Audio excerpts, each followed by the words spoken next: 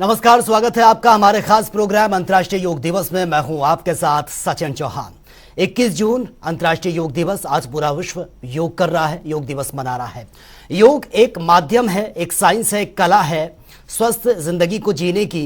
एक वो कला है जिसमें इंसान अपने बारे में जान सके, एक सेल्फ सेटिस्फेक्शन, एक आत्म खुशी जो अपने आप को मिलती है। तो आज इसी पर ही हम विस्तार से चर्चा भी करेंगे। हमारे साथ आज खास मेहमान भी बने हुए हैं, ध्यान योगी मां ध्यान मूर्ति महाराज जी हमारे साथ इस वक्त सीधी लाइव बनी हुई हैं। महाराज जी, स्वागत है आपका जनता टीवी में।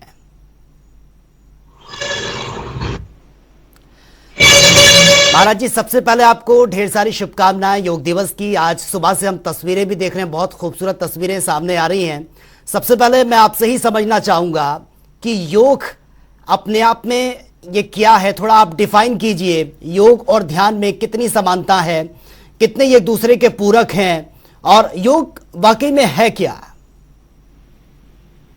योग शब्द का वास्तव में अर्थ होता है जोड़ना, किसी भी चीज को जोड़ना, इसे कहते हैं योग।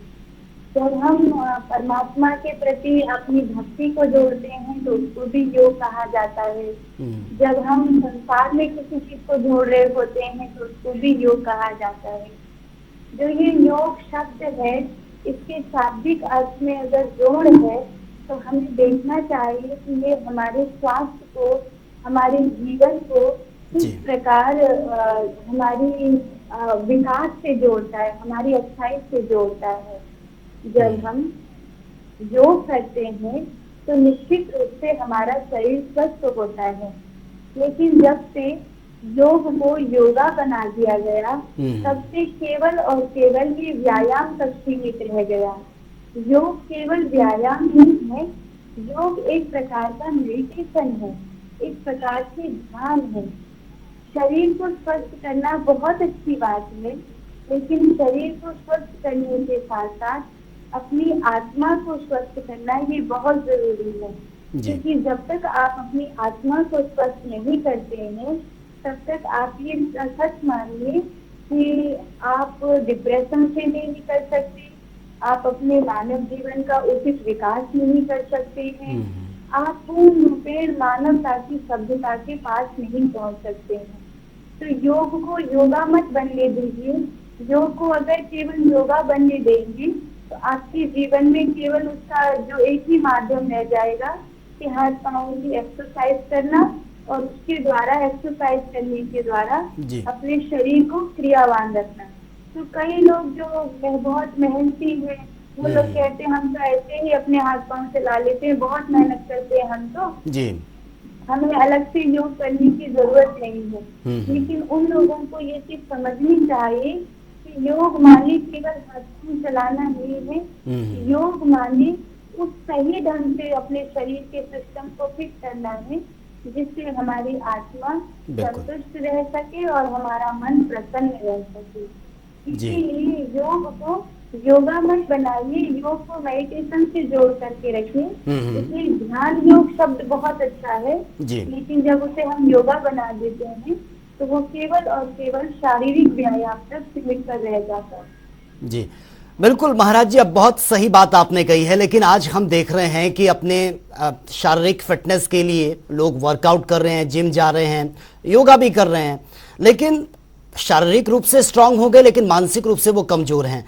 मेडिटेशन का आपने जिक्र किया है। मेडिटेशन अपने आप में एक वो ऊर्जा देता है जिसकी कोई कंपैरिजन नहीं की जा सकती। एक मेंटली तौर पर स्ट्रांग, या फिर मैं ये कहूं कि अपने आप को एक जानने की ताकत देता है।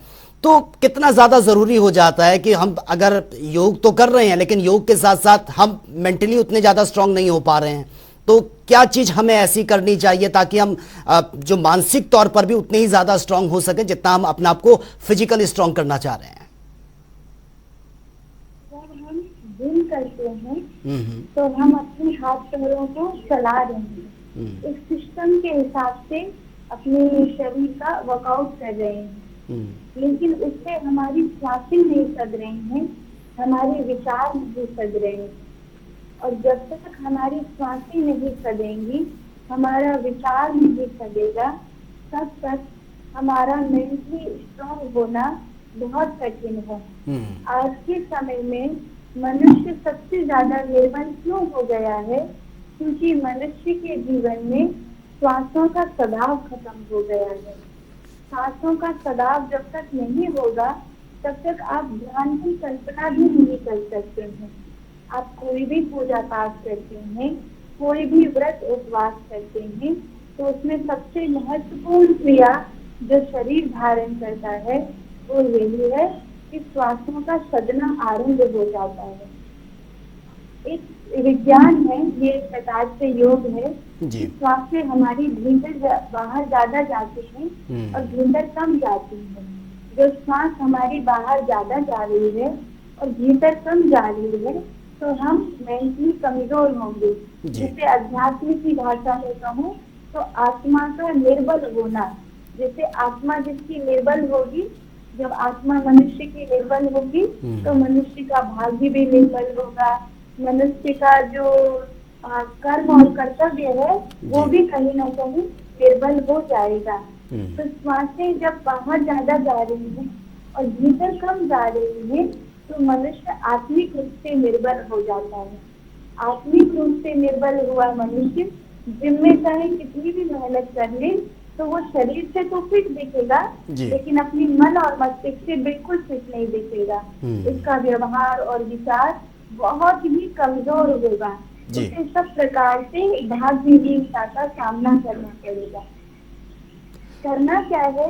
इस योग दिवस से एक चीज समझनी जैसी है, और इसमें समझने वाला विषय ये है कि हमारी श्वासें भीतर ज्यादा ठहरे और बाहर कम ठहरे।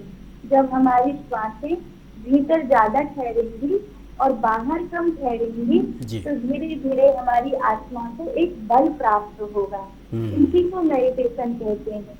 आंख नींद कर ध्यान में बैठ जाना, लोगों को पता ही नहीं है करना क्या है, मेडिटेशन माने होता क्या है। आप सांसों के विज्ञान को अगर समझने का प्रयास करेंगे तो एक चीज देखेंगे कि हमारी श्वासों का 72 अंगों तक भीतर जाना और बाहर आना होता है। जब हम श्वास लेते हैं तो 1 मिनट में लगभग 12 से 16 श्वास लेते हैं। अगर हम एक स्वस्थ मनुष्य हैं तो। अगर हम और चंचल मनुष्य हैं, कमजोर आत्मा के मनुष्य हैं, तो 1 मिनट में 24 श्वास तक हम लोग लेते हैं। जो श्वास की गति नींद में और बढ़ जाती है। बिल्कुल, बहुत बहुत शुक्रिया आपका ध्यान मूर्ति महाराज जी, आप हमसे जुड़े और बहुत अहम बातें आपने रखी हैं और